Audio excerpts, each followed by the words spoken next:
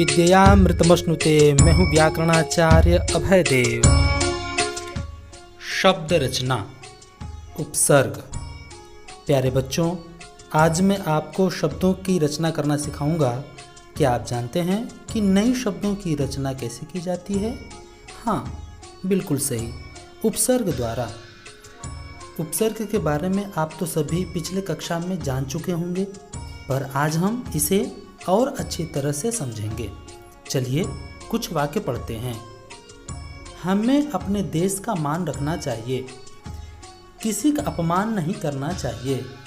अब इन वाक्यों में आए मान, अपमान शब्दों की सहायता से उपसर्ग को समझते हैं। मान का अर्थ होता है इज्जत तथा अपमान का अर्थ होता है बेइज्जती। क्या आप बता सकते हैं कि मान तथा अपमान शब्द में क्या क्या अंतर है? मैं ही बताती हूँ। बच्चों, इन शब्दों में अंतर ये है कि अपमान शब्द में मान से पहले अप जुड़ा हुआ है। अप शब्दांश का अर्थ होता है बुरा या विरुद्ध। इसके जोड़ने से मान शब्द के अर्थ में परिवर्तन आ गया। बताइए ऐसा क्यों हुआ?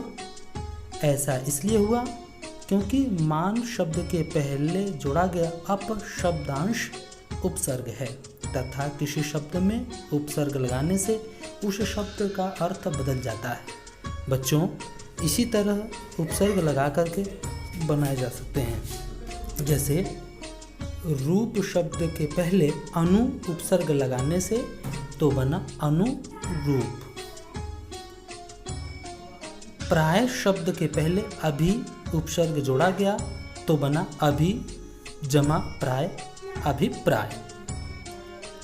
अंत शब्द में अति उपसर्ग जोड़ा गया तो अति जमा अंत, अत्यंत। दोष शब्द के आरंभ में निर उपसर्ग जोड़ा गया तो बना निर जमा दोष, निर्दोष। बच्चों, एक बात याद रखिए कि सभी उपसर्गों का अर्थ होता है, पर ये स्वतंत्र रूप से प्रयोग नहीं किए जाते, बल्कि किसी शब्द के जुड़कर नए शब्दों की रचना की जाती है। तो बच्चों, इस प्रकार जो शब्दांश किसी शब्द के आरंभ में जुड़कर उनके अर्थ में परिवर्तन ला देते हैं वे उपसर्ग कहलाते हैं। समझ गए होंगे आप। चलिए अब आगे बढ़ते हैं, उपसर्ग के भेद के बारे में जानते हैं।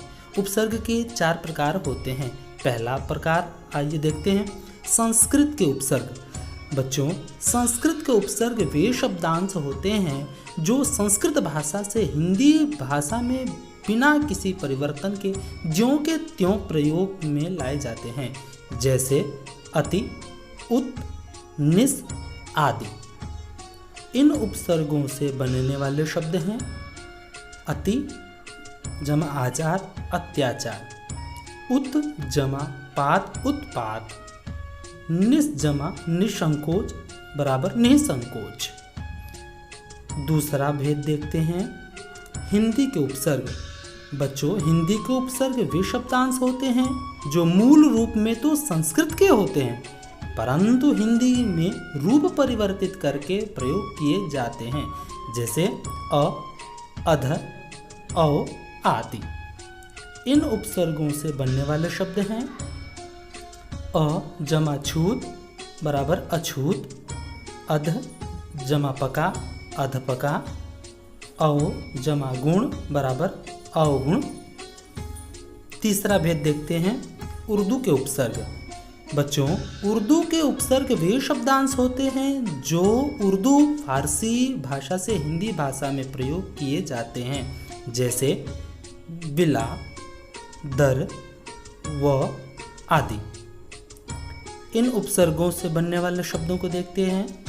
बिला जमा वजह बराबर बिला वजह। दर जमा असल बराबर दरअसल। व गैर बगैर। चौथा प्रकार देखते हैं, उपसर्ग प्रयोग किए जाने वाले संस्कृत के अव्यय। बच्चों, ये उपसर्ग वे शब्दांश होते हैं जो संस्कृत के अव्यय होते हैं और हिंदी में अपने मूल रूप में उपसर्ग के रूप में लगाकर प्रयोग किए जाते हैं। जैसे अंतर, अधः, अन, आदि। इन उपसर्गों से बनने वाले शब्द देखते हैं। अंतर प्लस जमा बराबर अंतर्मन, अधा पतन जमा अधापतन, अन जमा आदर बराबर अनादर। तो बच्चों, इस प्रकार हमने उपसर्गों को समझा। आगे